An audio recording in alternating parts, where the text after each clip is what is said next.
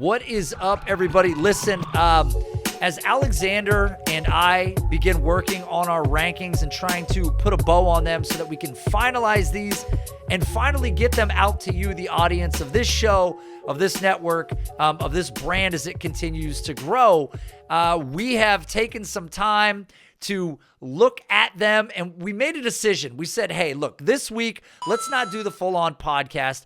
Let's look at where we have some of these players in the rankings and decide where you, the viewer, would assume that we are too high or too low on a player. So we have selected 2 wide receivers, one that we assume you would think that we're too high on, and of course, one that we believe you would think that we are probably too low on.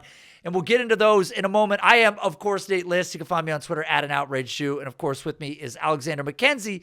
You can find him on Twitter at JackedUpOnMountain-Dew. This is so backwards for me right now doing this show. This will be a much briefer video. So if you guys are listening on the podcast network, we're going to get back to your regularly scheduled program, which is like an hour long, probably next week. But this week, we want to do something that we felt was maybe more actionable, more quick, and helped put a spotlight on sort of what it is that we're doing with our rankings. So, Alexander, I'm going to leave it up to you, a flip of the coin.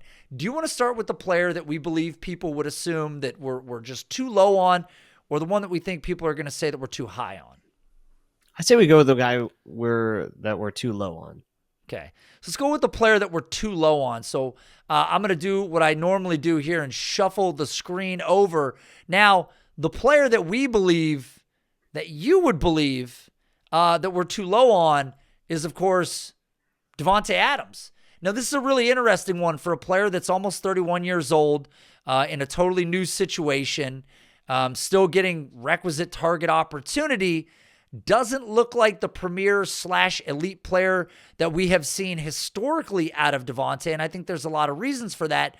We currently have Davante ranked outside the top 30, which I'm sure for many people is shocking, considering that when we go to a couple of these other consensus rankings websites, one of them has him inside the top 15, I believe, and the other one is actually a little closer to our own consensus ranking. So I feel a little better about that. But Alexander, why don't you kick it off? We'll talk about this a little bit from like the baseline of what it is that our system does, and then we'll kind of get into why it's fairly realistic to maybe look at Davante and say, hey, he could be a fringe guy outside the top 30.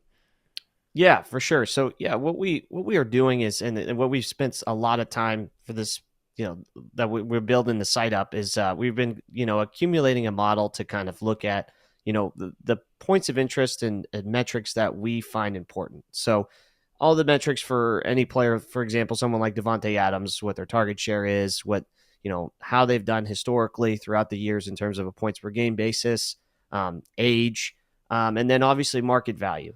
So we take all these points of emphasis and then we, kind of come to a conclusion on where we feel their evaluation is.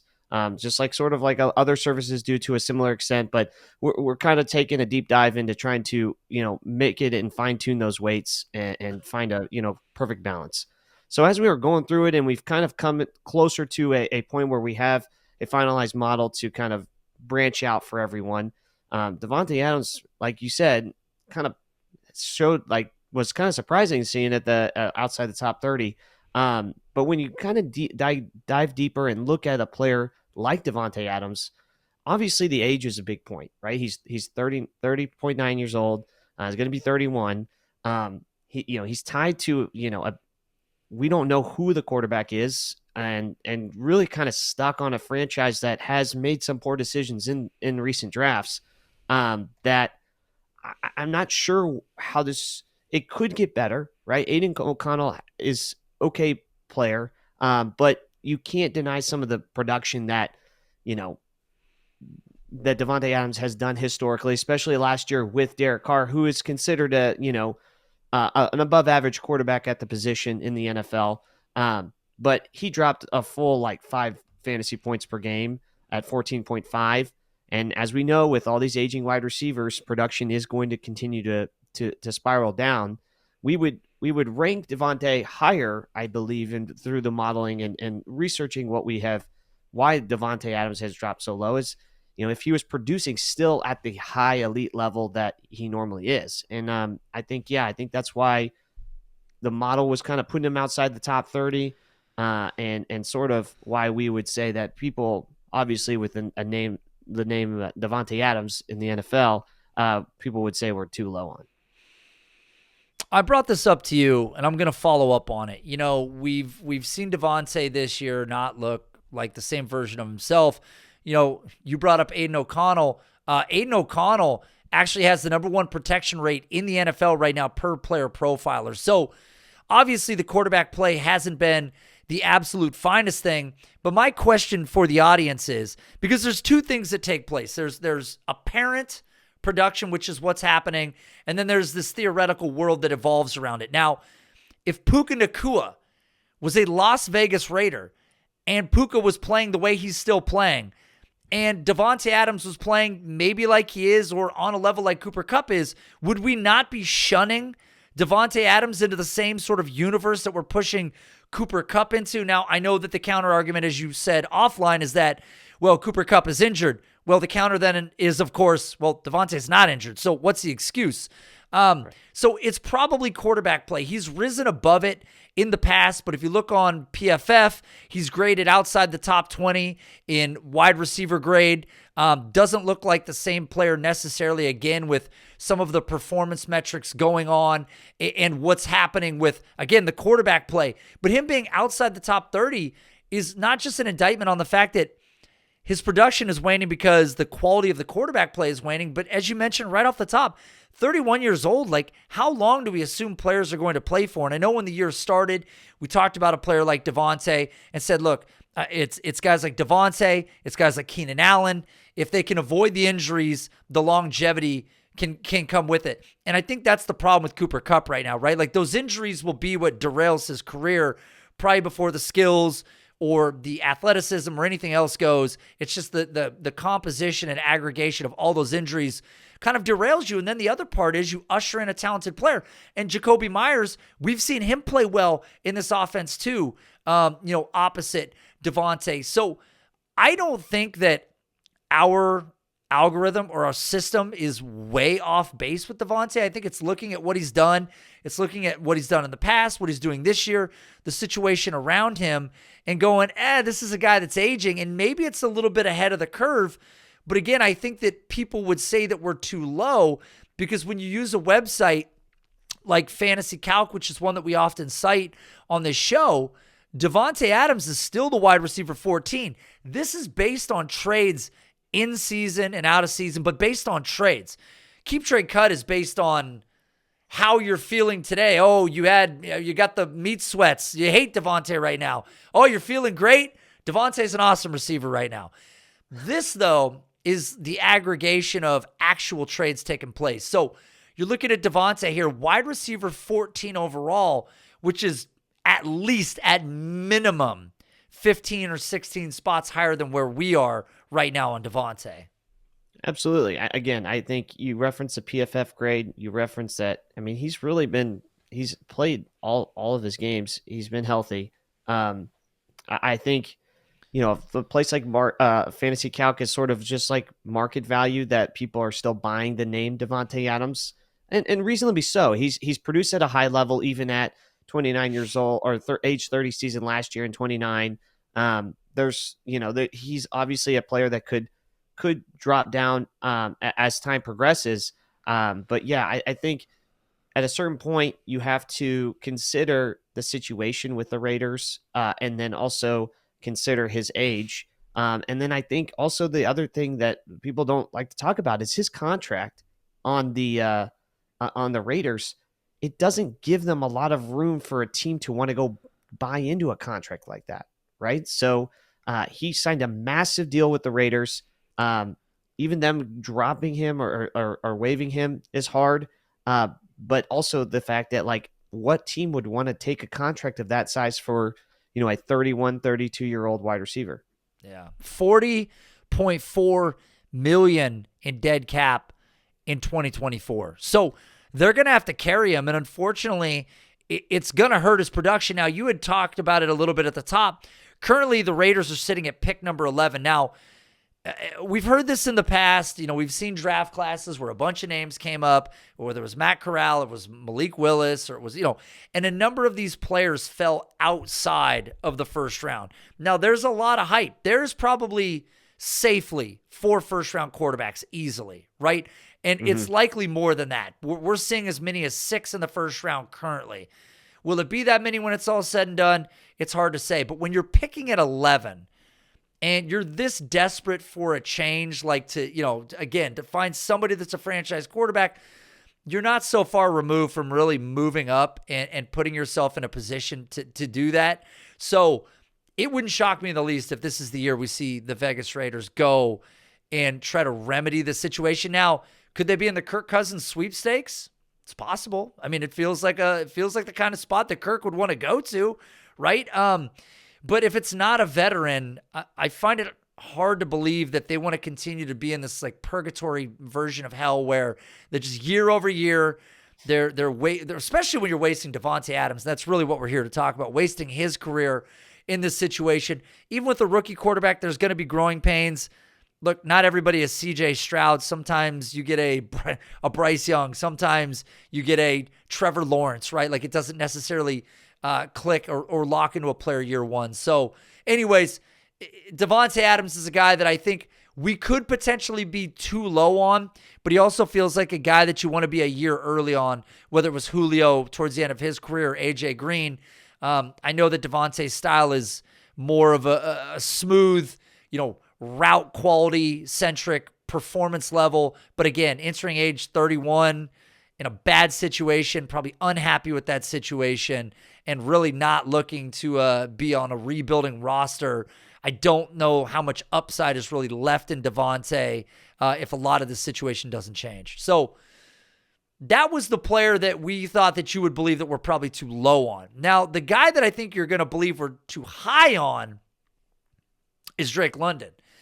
Because Drake London has been so far off the radar lately. He was a player that everybody came in very high on to enter the year. And again, I'll just start with the consensus rankings before we get started. Drake London, wide receiver 23 on Keep Trade Cut. But I also feel like Keep Trade Cut is that group of people that have tape lock on a guy and they're not going to give it to you straight. That's why he's at 23, because if you go look at actual trades that have taken place, and now I got to kill all this real quick. If you go look at actual trades that have taken place, you'll find that he is ranked, and I know we had looked at this earlier, wide receiver 30.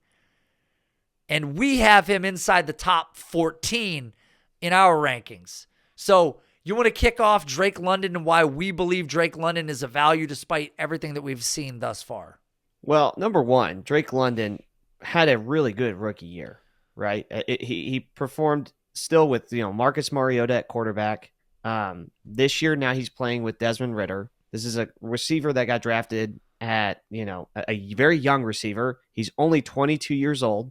He got picked 8th overall in the draft, and his production has not been so bad enough that he's has put him outside it's to an extent where he's wouldn't even be considered by the model. But also his rookie year, you can't deny what he had done, and there was so much hype for him to build off of that rookie year. I just think that this is another example we talk about Adams. I think what hurts him is obviously his age, contract, where he can go.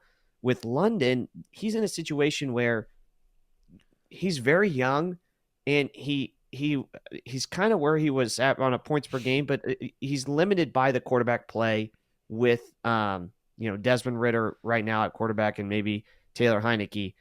Those are two guys that you don't want your receivers to be getting. But again, there's a potential for this team to be in maybe the Kirk Cousins sweepstakes or go and get a first round quarterback. Because this is a team that has a lot of offensive weapons that everyone references. This is a guy that is, again, super young, and there's an opportunity to get another first-round quarterback. I just think he's wide receiver 23 in PFF's grading, so he's right next to Davante Adams, but they're kind of looking at the inverse of each other right now. The Drake London could continue to ascend while Adams continues to potentially descend. And a player like Davante Adams, who obviously is somewhat of an outlier, not everyone is like him, was not even producing at this level at that age, right? So I think Drake London is just a huge value because he's a very young receiver. The talent is evident by producing in a basically anemic passing game, and I think that there's an opportunity for a team to potentially flip the script and get a player, and the opportunity for a young QB to build some sort of chemistry with Drake London because he's got the advantage of being so young. And the other thing about Drake London is if you like Drake London last year, well, Drake London's snaps out wide are the same. His yards after the catch per reception are the same. His yards per route run are very similar to what they were before. His ADOT is exactly the same. His yards per reception are exactly the same. His receiving percentage is the same. His contested catch rate is exactly the same. His rating when targeted is exactly the same. He's exactly the same. It's just the quarterback performance. And we look at what he's done on some of this reduced volume. Again, like many double-digit games on 7 targets. We know that he's good after the catch. We know that he's one of these, solid athletes.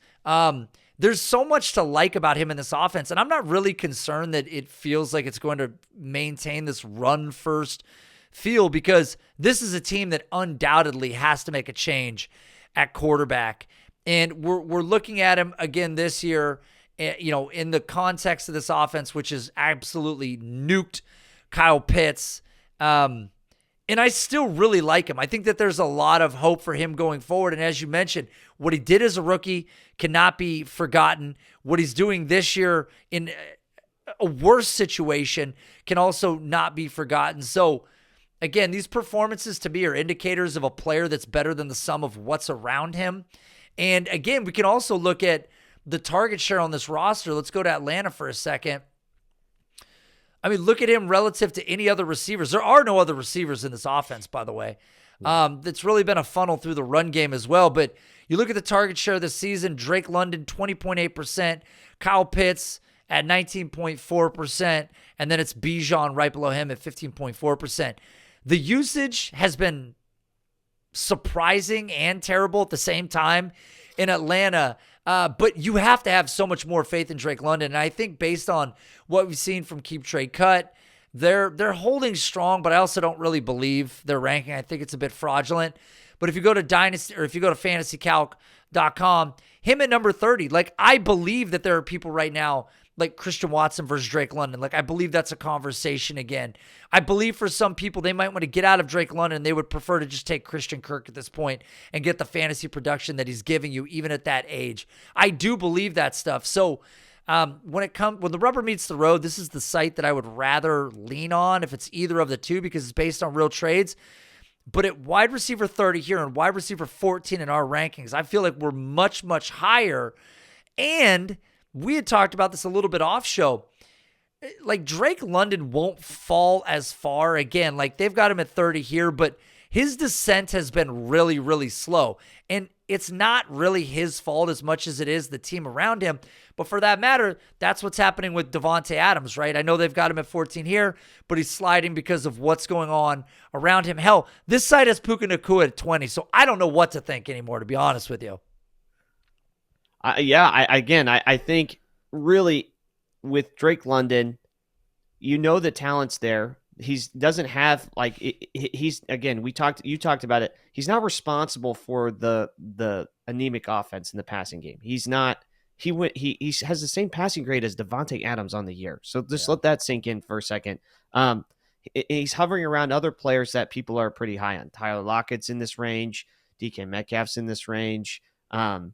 Hopkins is in this range. So he's up there in the top 25 of receivers in terms of PFF grade. So he's doing his job. It's a symbiosis between the quarterback and the receiving core and the running game. And so if your quarterback is performing at a low, and we showed this, like the combination of EPA combined with passer rating, how it affects the one or the other. And I think one of these things, this is one of those players that is still top 27 in EPA, top 28, or expected points added. Oh, Is no, this, this is Desmond Ridder? Ridder. Sorry about Yeah, that. yeah, No, but yeah. I just think this is a guy that has the ability, the PFF grade, that it's evident that the talent is still there. I just think the quarterback is hurting him, and this is a team that has the cap space to go and get a guy like Kirk Cousins to maybe take this team to another level, or they potentially try to go and get a one of these quarterbacks they can get in the latter half of the first round.